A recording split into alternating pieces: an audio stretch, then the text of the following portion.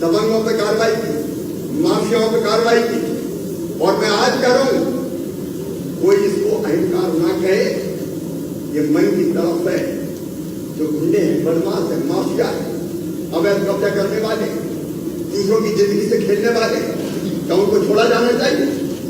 आज मैं कहना चाहता हूं, गुंडे, माफिया, जनता की जिंदगी से खेलने वाले कोई भी हो नहीं बचेंगे, कोई उनको नहीं बचा सकता। ये हमारा उन पे कार्रवाई, हम निर्दोषों पे कार्रवाई नहीं करें।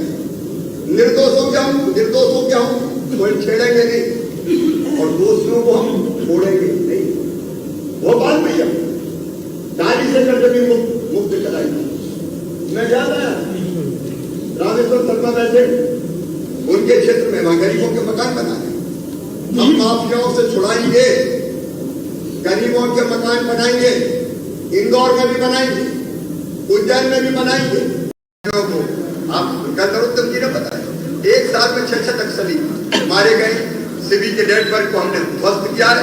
और ये मध्य प्रदेश ही राज्य है अपना, मध्य प्रदेश, जहां हमने ये तय किया है मध्य प्रदेश में कि अगर किसी मासूम बिटिया की तरफ कोई गलत नजर से देखेगा, दुराचार करेगा, तो सीधे फांसी के फंदे पे लटकाया जाएगा।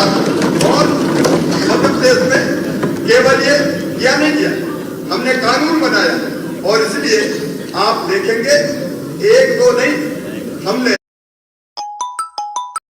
और सचमुच को उसमें तो हम भी बुरी तरह से हिल गए थे, क्योंकि उस समय ऑक्सीजन की जो जरूरत थी, आप गंभीरता आपने भी उस समय महसूस की, क्योंकि जितने लोगों को ऑक्सीजन की जरूरत थी, ये सच था कि उतनी ऑक्सीजन की व्यवस्था हम लोगों के पास नहीं थी, क्योंकि कभी जरूरत वैसी पड़ी नहीं।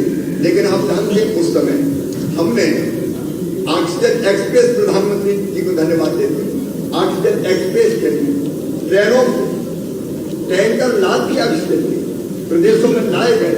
हवाई जहाज से खाली टैंकर वापस भेजने का काम हुआ।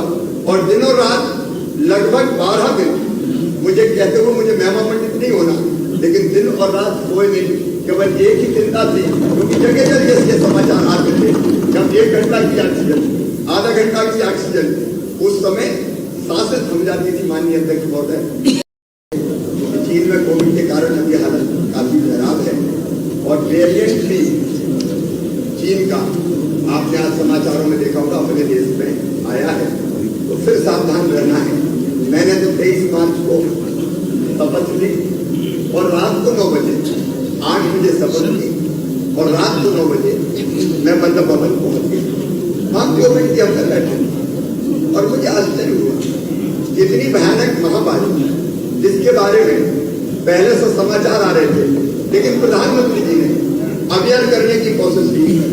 इस बार जो सरकार चलाई उसमें 2.25 साल को केवल कोविड से लड़ाई लड़ते ही गुजर गए।